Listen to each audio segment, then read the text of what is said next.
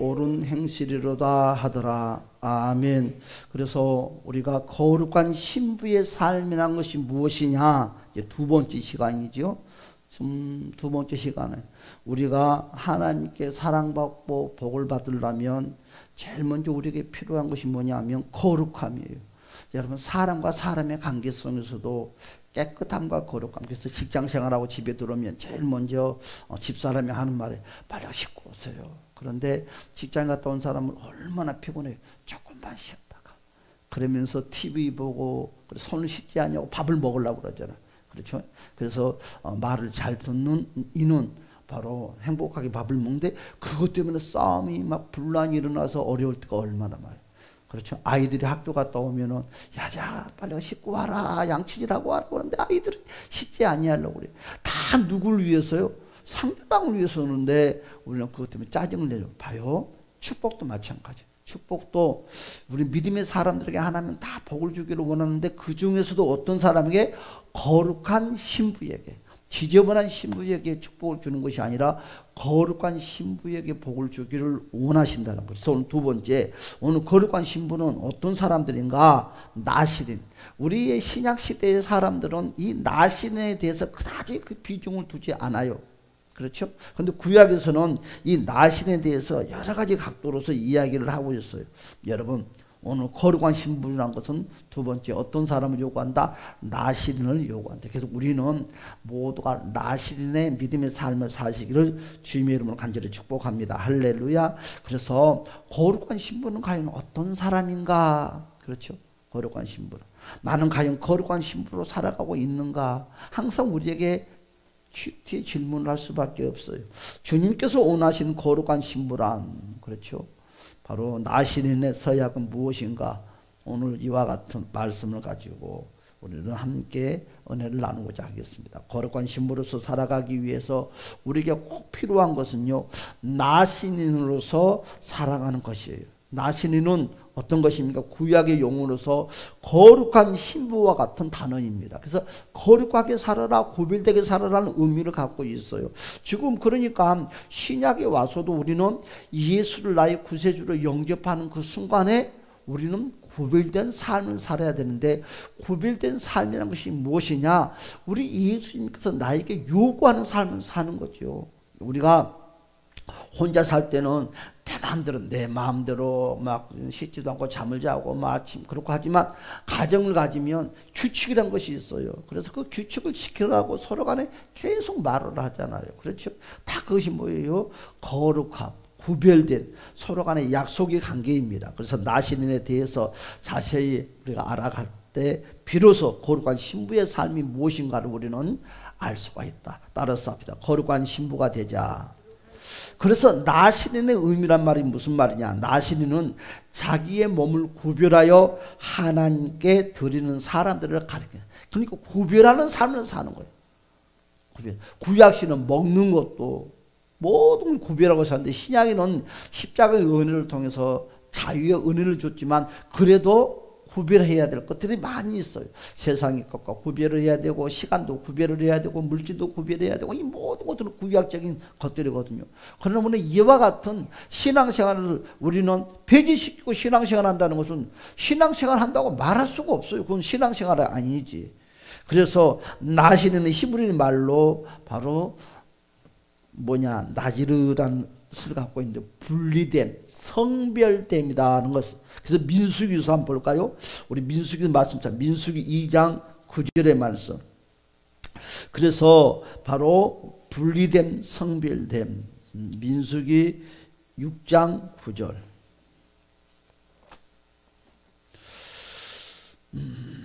민수기 6장 9절의 말씀 볼까요? 다 같이 한번 봅시다. 시작.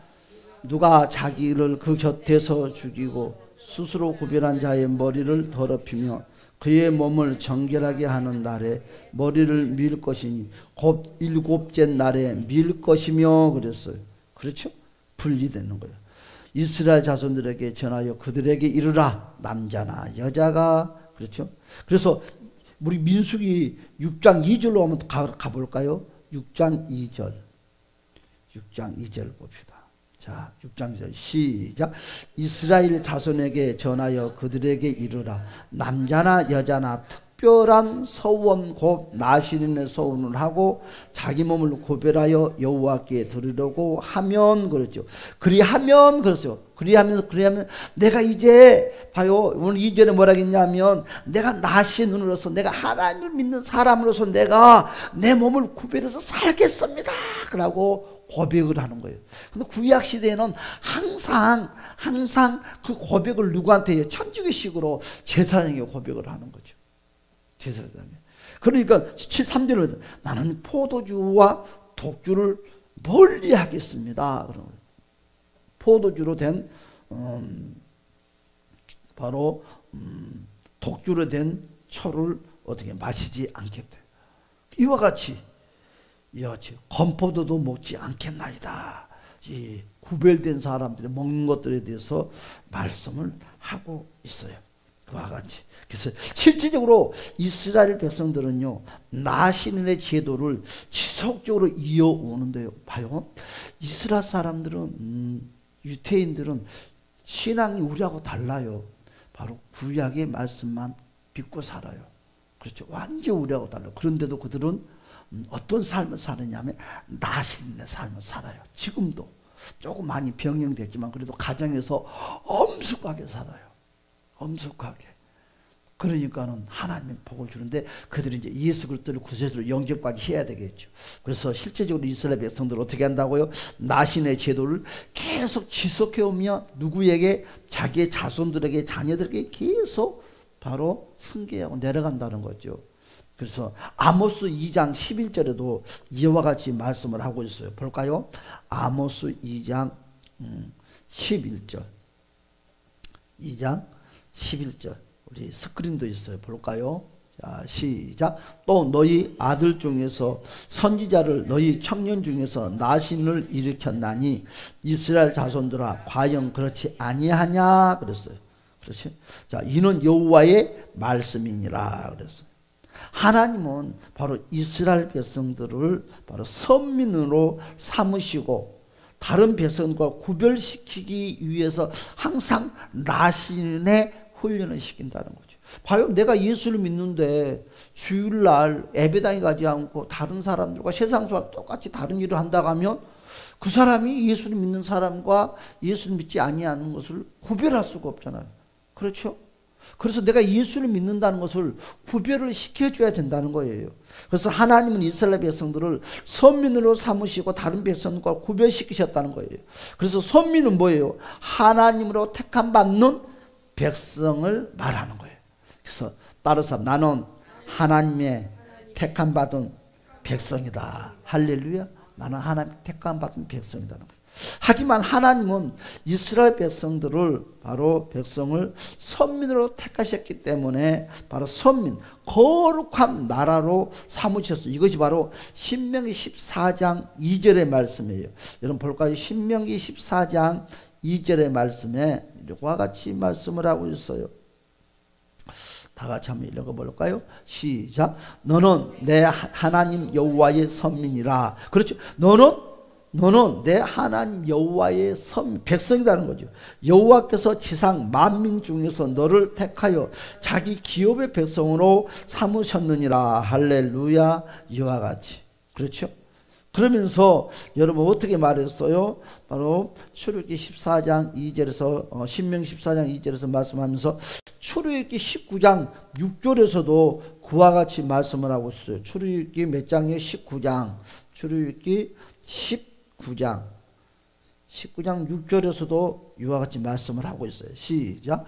너희가 내게 대하여 제사장 나라가 되며 거룩한 백성이 되리라. 너희는 이 말을 이스라엘 자손에게 전할지니라. 할렐루야. 그렇게 말하셨어요.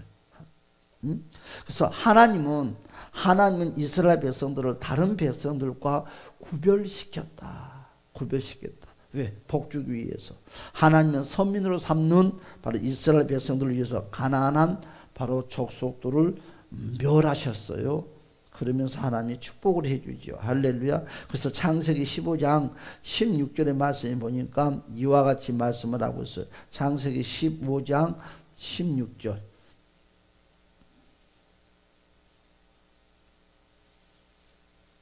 같이 읽어봅시다.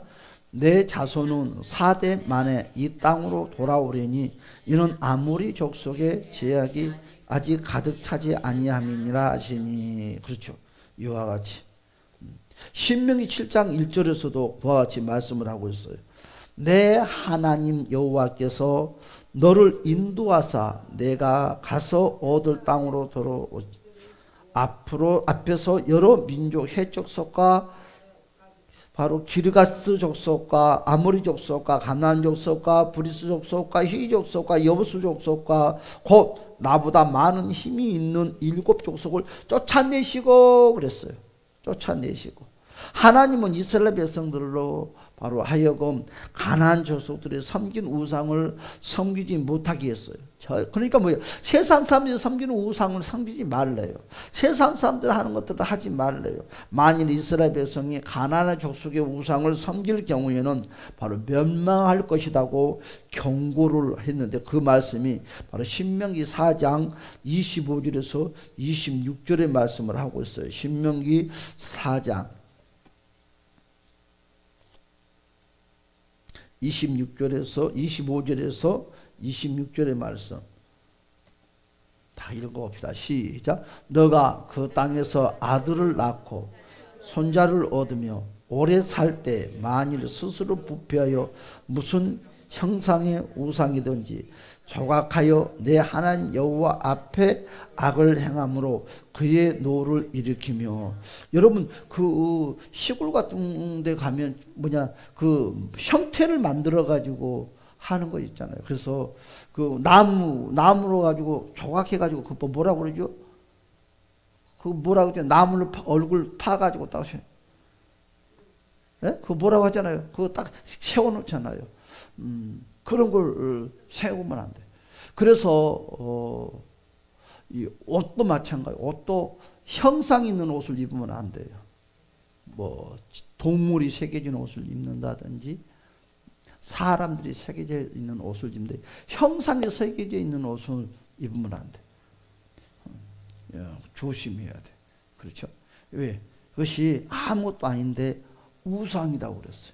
우상. 오늘 신명기의 말씀. 나시린들은 이와 같이 구별을 하고 있으라는 것입니다. 이스라엘 백성들이 출애굽하기 위해서 하나님께서 애굽에 내린 바로 재앙은 모두 우상에 대한 재앙이에요. 그러니까 하나님은요 이스라엘 백성들을 애굽에서 꺼낼 때 하나님은 바로 애굽의 우상들을 다 멸절시키고 했다는 거죠.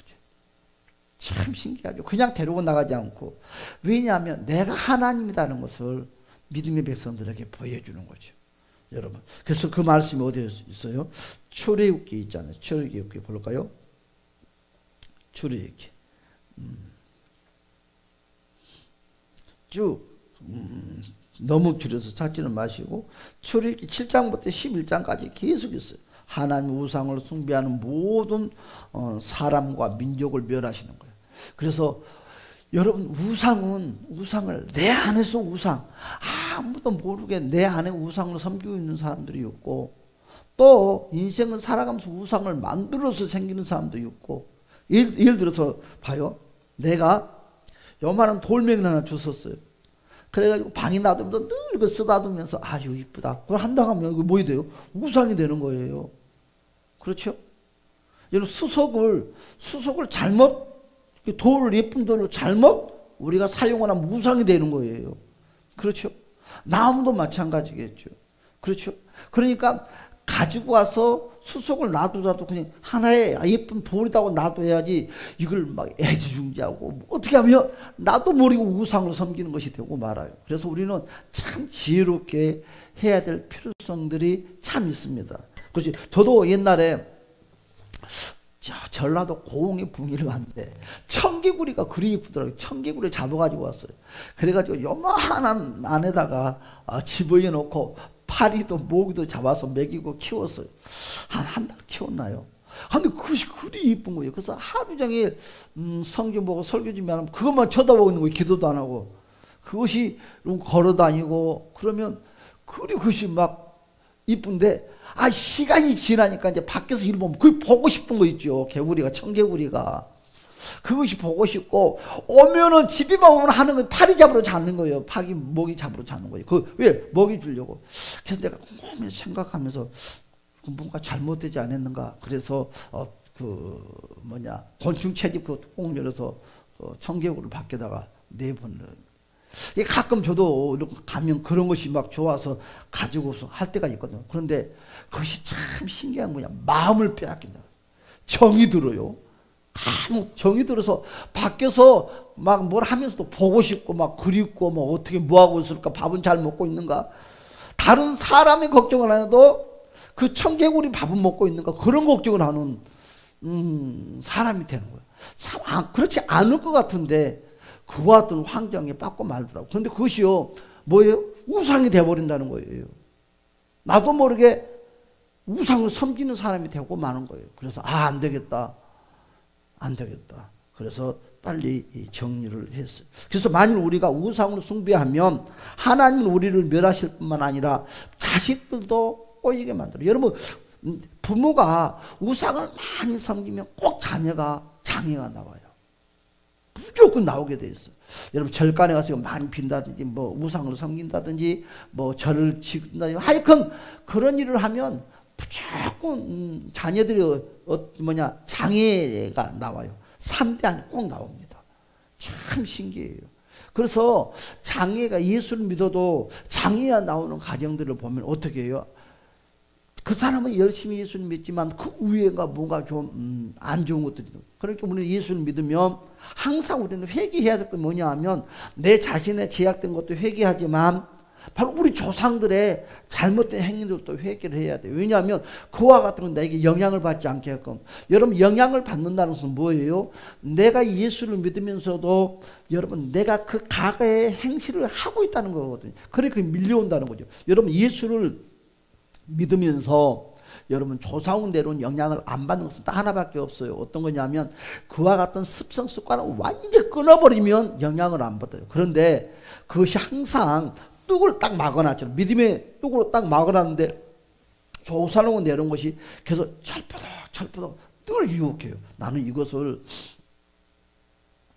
진짜 믿어요. 목사님들도 그런 말을 해요.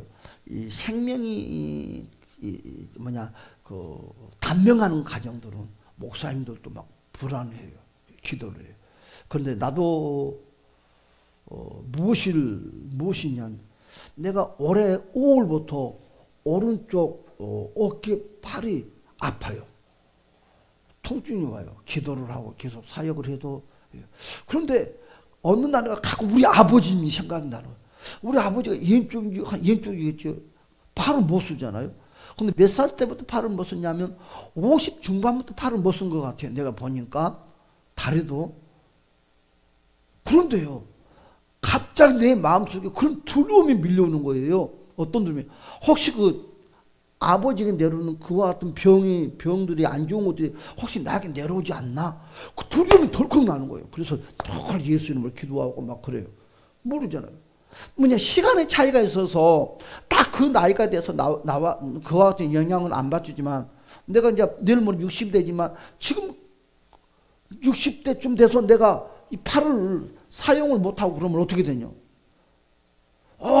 두려움이 확 목회자이지만 밀려온다는 거죠. 그런데 한 번도 그런 생각을 하는 적이 없는데 이번 주에 밖에서 일을 보는데 그 생각이 딱 난 거야. 내가 아버지에게 팔이 아픈 그 영향이 나에게 오지 않았는가. 그것이 내 마음속에 오는 거죠. 누구에게 말은 하지 않지만 혼자만이 혼자 고민을 하는 거죠. 왜? 목회자이기 때문에. 그래서 기도, 하나님, 열조와 조상으로 내려오는 질병이, 여러분 질병이 근원도 내려와요. 다른 것도 내려오지만 질병이 근원도 내려와요. 왜 그럴까요? 그 습성 습관들이 내 몸에 배있기 때문에. 여러분, 조상으로 내려온다는 것이 얼마나 무섭냐면, 봐요. 내가 엄마 뱃속에 태어났어요. 근데 엄마와 아빠 얼굴을 한 번도 보지 못하고 내가 고아원에서 생활을 했어요. 그런데도 여러분, 얼굴과 얼굴 한 번도 뵌 적이 없는데도 아버지와 어머니의 그 습성 습관들이 그대로 내 몸 배에서 성장을 한다는 거예요. 이만큼 무서워요. 참 무서워. 그래서 우리는 항상 태아를 가진 분들은 기도를 해야 돼요. 열조와 조사하는 것을 막아달라. 왜? 항상 우리 두 개가 되잖아요. 나의 열조와 조사하는 내는 것도 있지만 내 아내의 열조와 조사하는 내는 것도 있고 내 남편을 열조와 조사하는 내는 것도 있다. 하나님 막아주세요. 그러면서 늘 기도를 해서 하나님을 닮는 나신의 성별되는 그런 삶을 살려고 노력하는 우리 모두가 되었으면 합니다. 할렐루야. 저는 여기가 올 5월달 좋겠는데도 나는 잠을 빠듯하게 못 자요. 습성이 그렇군 돼서는 꼭 옆으로 자야 돼요. 오른쪽으로. 근데 나는 옆으로 잠을 자서 그렇다고 처음에는 막 혼자 그런 생각을 했었는데 그것만은 아니라. 그래서 어떤 분하고 하는데 저 등판이 이렇게 좀 불균형이 됐대요. 불균형이라고. 나는 한 번도 그런 생각을 하지 못했는데 그분이 저를 보고 그러는 거예요. 오른쪽이 짧고 왼쪽이 길대요. 이 날개판이. 깜짝 놀랐어요.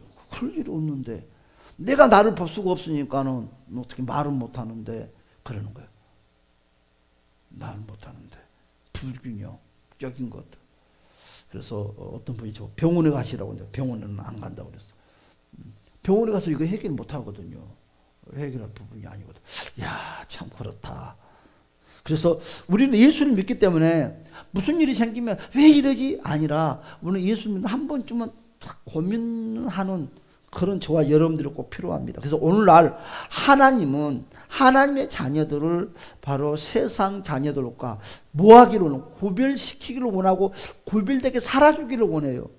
하나님 우리에게 원하는 것은 신부의 삶은 구별된 삶을 살아야 돼요. 그렇죠? 여러분 하나님 우리한테 바라는 것이 그거예요. 구별된 삶을 살아주기를 원해요. 그래서 하나님의 자녀는 하나님께 속한 자녀들입니다. 세상에 담는 것이 아니라. 그래서 요한일서 4장 4절에서 뭐라고 그랬어 한번 볼까요? 요한일서 4장 4절에 이와 같이 말씀을 하고 있어요. 4장 4절. 자, 시작. 자녀들아 너희는 하나님께 속하였고 또 그들을 이기었나니 이는 너희 안에 계신 이가 세상에 있는 자보다 큼이니라. 아멘. 그래서 우리가 또 합시다. 그래서 내가 살아있을 때 내 부모가 예수를 믿지 않고 살면 내가 회개 생활을 해야 돼요. 내 아버지 어머니 이름을 부르면서 회개를 해야 돼요. 그래서 내가 살았을 때 내 부모가 예수를 믿는 것처럼 복이 없어요. 왜냐하면 왜 그것이 복이냐면 내 부모가 예수를 믿기 때문에 스스로가 자기의 죄성들은 십자가의 보혈로 주님 앞에 고백하면서 씻어내는 생활을 정결한 생활을 하니까 어떻게 돼요? 그 영향권이 내려오지 않아요. 그런데 내 부모가 예수를 믿지 않고 살아생긴 게 있으면 꾸정물이 계속 내려옵니다. 여러분 그거 하나 알아야 돼. 꾸정물이 영향이 계속 내려와요. 그러니까 한마디로 말해서 하루에 한 번씩은 꾸정물의 바가지를 가지고 사고를 한다고 생각을 해야 돼. 그래서 내 부모가 예수를 믿지 아니하면 꼭 나도 하나님 나에도 정결하게 해달라고 하지만 우리 부모의 성함을 하나님께 고백을 하면서 예수 믿게 해달라고 하면서 죄를 씻어 막아달라고. 왜냐하면 봐요. 내 부모가 예수를 믿지 않으면 불이익기가 있어요 없어요? 믿음의 불이익기가 없잖아요. 그러니까 그대로 일방통행을 하잖아요. 그런데 내 부모가 예수를 믿으면 무엇이 있어요? 예수라는 불이익기가 있으니까 꾸정물이 오는 것을 싹 막아요. 한번 걸러진다는 거죠. 이런 정수인 걸러지면서 내려오니까 어떻게 돼요? 지저분한 것들이 내려온 것을 막아주는 역할을 해요. 그런데 그 어머니 위에 예수를 믿지 않고 임종을 했었다 한다면 내가 그러니까 어머니한테 내 부모한테 영향이 계속 온다는 것이죠. 이와 같이 돌아가요.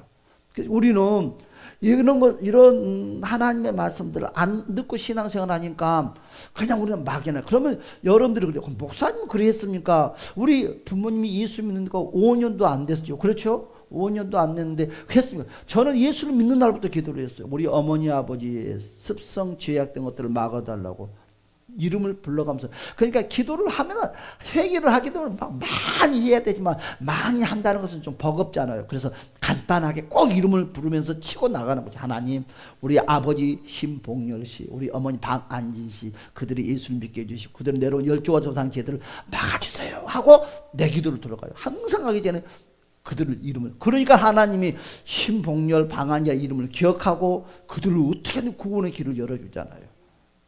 그렇죠? 그러니까 내 부모가 예수를 믿지 않고 임종을 해도 영향은 계속 내려와요. 그러니까 믿고 임종하는 것처럼 제일 행복한 것이 없다는 거죠.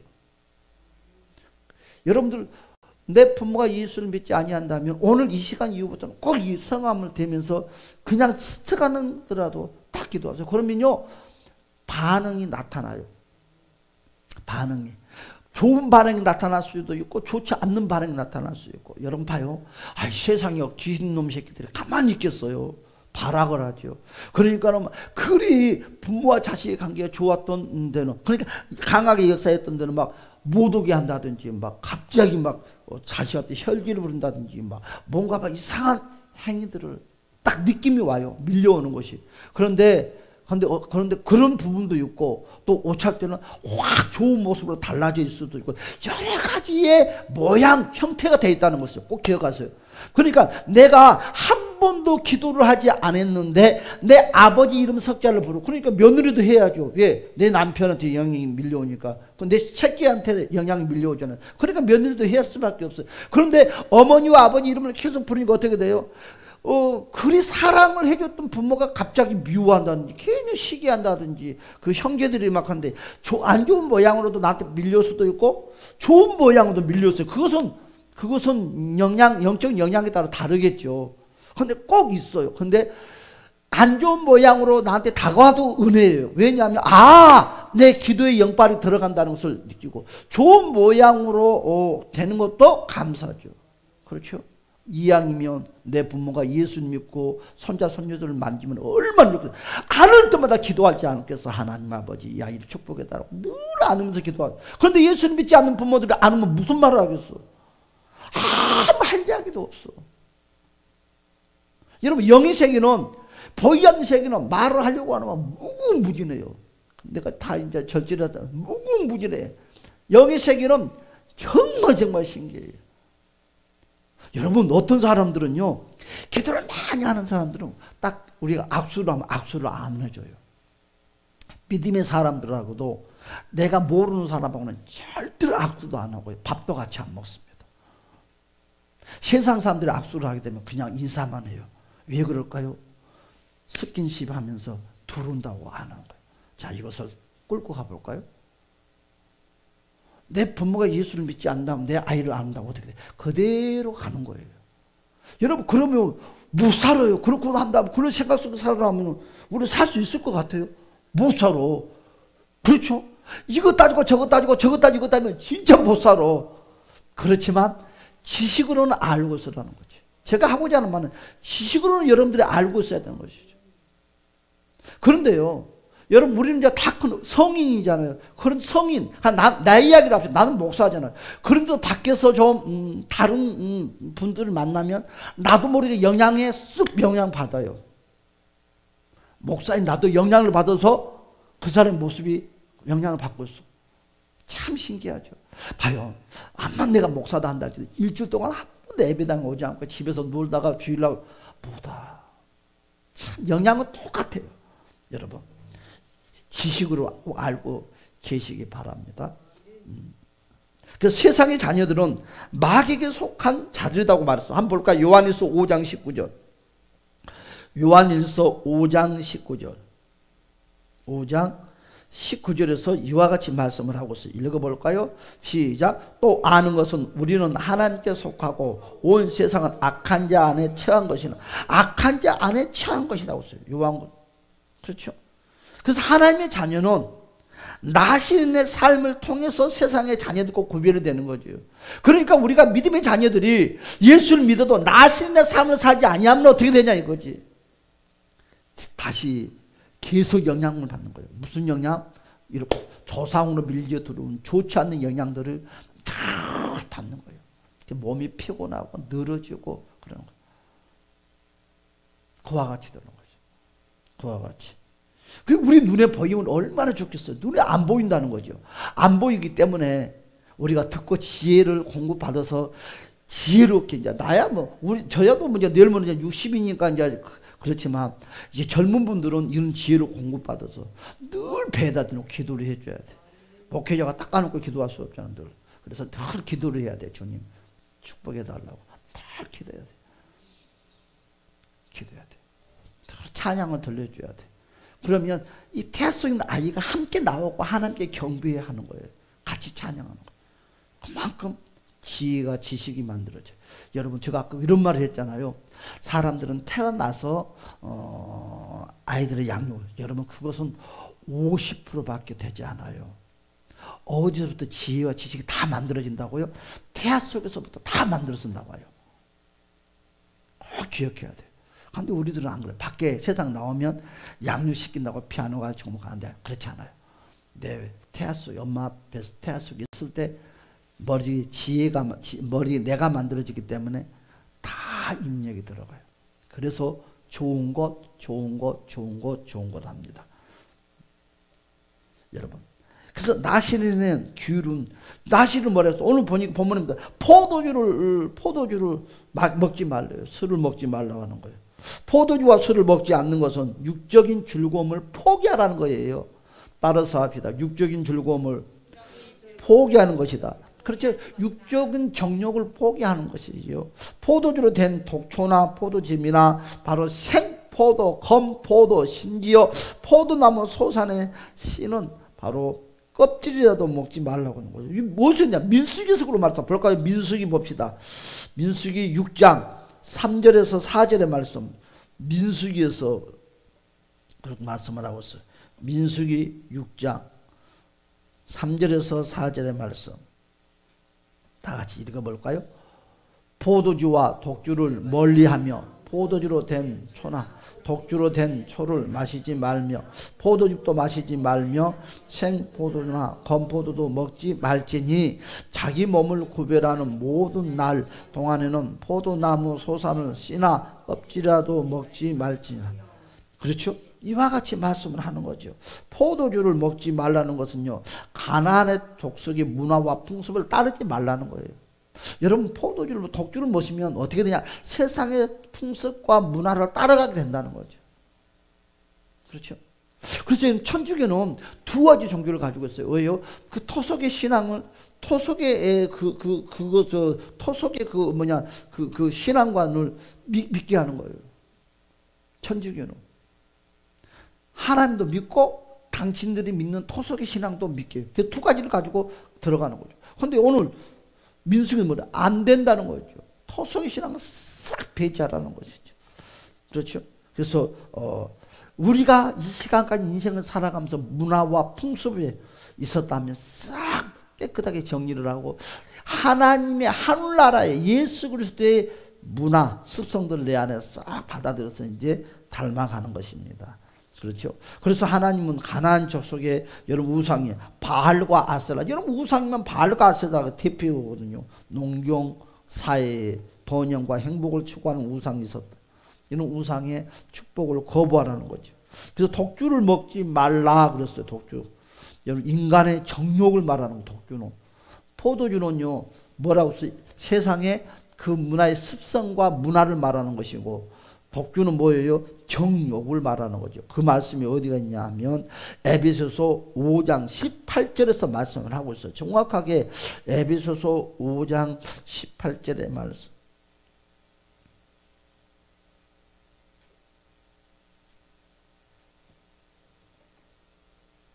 여러분 그런데 참 무서워져요. 이제 감각스러워. 교회도 우리 기독교도 이제 술 문화가 허용이 될 것입니다. 앞으로 이제 앞으로 무서워지죠. 여러분 번번하게 그렇게 행하는 사람들이 지금 많이 나타나고 있어요. 여러분 저기 우리나라 대표적인 신학교가 총신대학교하고 장신대학교예요. 강남구에 있어요. 천호동 근방에. 여러분 저 어린이 대공감 입구죠. 거기 술집이 제일 잘 된다고 하잖아요. 여러분 이제 앞으로 한 20년도 안 돼서 교회도 천주교처럼 술과 담배가 허용될 때가 올 겁니다. 앞으로 감당을 못하는 거예요. 번번하게 이제 교회에서 이와 같은 것들이 이제 문빗장 열어가기 시작해요.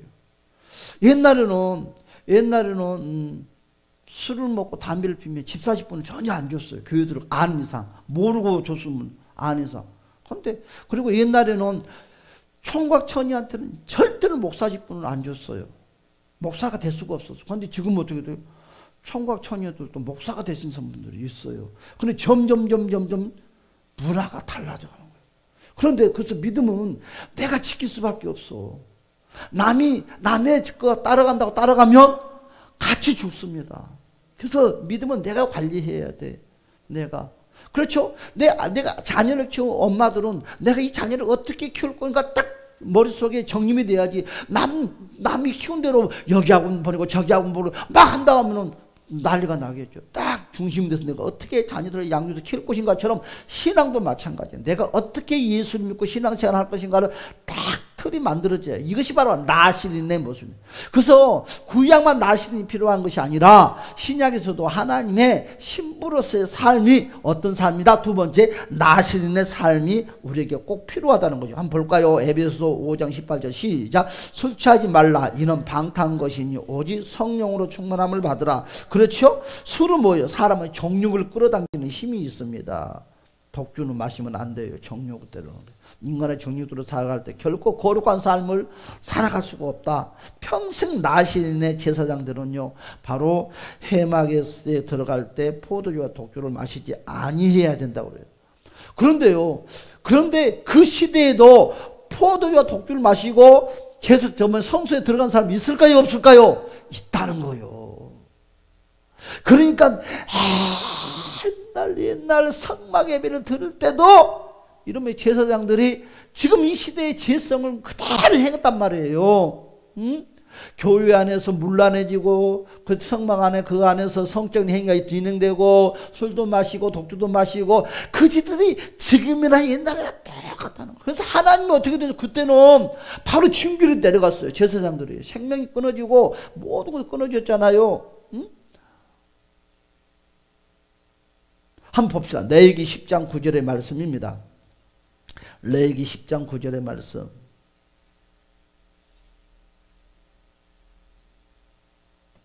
다 같이 볼까요? 레위기 10장 9절 시작. 너와 내 자손들이 회막에 들어갈 때에는 포도주나 독주를 마시지. 회막에 들어갈 때는 먹지 말라고 그랬다니까 먹었다는 거예요. 그리하여 너희 죽음을 면하라. 이는 너희 대대로 지킬 영원한 규례니라 그랬어요. 그래서 바로 작정 나시린의 경우엔 소원 기간에는 절대로 포도 독주를 마시면 안 됐다는 거죠. 그리고 뭐래서 옛날에는 머리에 삭도도 대지 말라고 그랬어요. 구별했죠. 그렇죠? 민수기 6장 5절의 말씀 보니까 민수기 6장 5절의 말씀 보니까 삭도도 되지 말라. 한번 읽어볼까요? 6장 5절에 자 민수기 6장 5절 시작. 그 소원을 하고 구별하는 모든 날 동안은 삭도를 절대로 그의 머리에 대지 말 것이라. 자기 몸을 구별하여 여호와께 드리는 날까지 그는 거룩한 적 그의 머리털을 길게 자라게 할 것이니라. 아멘. 머리카락은 하나님께 주신 것이 돼요. 그래서 머리카락은 뭘 의미하는 거예요? 순교를 의미하는 거예요. 순교를 의미하는 거예요. 머리에 삭도를 대지 말라는 것은 오직 하나님만을 섬기겠다는 헌신을 약속하는 것이 돼요. 저는 이 시대에 우리 다 머리 자르고 살아요. 남자죠. 그래서 시대가 달라져서. 참 다른 것은 말하기가 좀 좋은데 참 머리카락 여기에 대해서 나도 말하기가 영 불편해. 이건 말을 못할 것 같아. 다른 것은 뭐 이렇게 마세요 저렇게 하지 마세요 자신 있게 할 수 있는데 머리카락 이야기 나오면 참 기가 쏙 들어가요. 뭐 어떻게 우리도 자르고 있는데 이거 참 난처해요. 그래서 머리카락은 바로 여인에게 있어서 순교를 상징합니다. 순교. 그리고 우리는 영적인 순교가 필요해요. 하나님께 순교. 그래서 우리는 세상에서 순교를 지켜야 되고 어둠이 악한 것에서 순교를 지켜야 하는 그런 모습이 있다는 거예요. 그 말씀이 바로 요한복음 12장 3절에도 그러고 있어요. 여러분 요한복음 12장 3절에도 한번 볼까요? 이와 같이 말씀을 하고 있습니다. 요한복음 12장 3절에 보니까 자 12장 3절 볼까요? 자 시작. 마리아는 지극히 비싼 향유 곧 순준한 나드 한 그릇을 가져다가 예수의 발에 붓고 자기 머리털로 그의 발을 단향유 냄새가 집에 가득하였더라. 그렇죠? 누가복음도 말하고 있어요. 누가복음 7장을 볼까요? 7장에서도 37절 38절의 말씀을 보니까 이렇게 말씀을 하고 있어요. 봅시다. 시작. 그 동네에 죄를 지은 한 여자가 있어 예수께서 바리새인의 집에 앉아 계심을 알고 향유 담은 옥합을 가지고 와서 예수의 뒤에. 그렇죠. 그래서 세상은 머리카락을 자르거나 아름답게 손질을 하기입니다. 근데 머리카락은 어떻게 됩니까? 그대로 놔둔다는 것은 세상과 단절한다는 의미를 갖고 있어요. 그렇죠? 근데 뭐 여기서 영적으로밖에 말할 수가 없어요. 또 뭐랬어요? 나시르는 어떻게 죽은 시체를 가까이에서는 절대 안 된다고 그랬어요. 죽은 시체를. 여러분 부모 형제의 죽음이 있다 할지라도 시체를 가까이 하면 안 된대요. 그것이 바로 민수기서 6장 6절에 7절의 말씀 한번 읽어볼까요? 시작. 자기 몸을 구별하여 여호와께 드리는 모든 날 동안은 시체를 가까이 하지 말 것이요 그의 부모의 형제 자매가 죽을 때라도 그로 말미암아 몸을 더럽히지 말 것이니 이는 자기 몸을 구별하여 하나님께 드리는 표가 그의 머리에 있습니다. 아멘. 죽은 시체를 가까이 하지 않는다는 것은 바로 부정한 것. 이거 무슨 말? 부정한 것과 가까이 하지 말라는 의미를 갖고 있어요. 부정한 것과. 인생을 살아도 부모 형제 죽음에도 바로 시신과 가까이 하지 않는 것은 오직 하나님만을 위해서 살겠다는 헌신의 약속입니다. 헌신의 약속. 헌신의 약속. 그래서 바로 평생 나신인의 경우에는 부모의 형제의 바로 시신을 가까이 할 수 없다는 거예요. 그 사랑하는 여러분들이요. 그래서 우리는 신약에는 우리는 영적인 신앙의 나신인의 삶을 살아야 돼요. 왜? 이것이 바로 거룩한 신부의 행위의 모습입니다. 할렐루야. 우리는 그와 같이 인생을 살아서 하나님이 기뻐하는 최고자가 되시기를 주님의 이름으로 간절히 축복합니다. 할렐루야. 우리 다 같이 말씀을 생각하면서 주님께 나신으로서 살겠다고 우리가 신앙생활을 하겠다고 우리가 다 같이 동성으로 기도하면서 하나님께 영광 돌립시다. 다 같이 우리 주여 한번 부릅시다. 다 같이 시작. 주여. 오 할렐루야. 잠시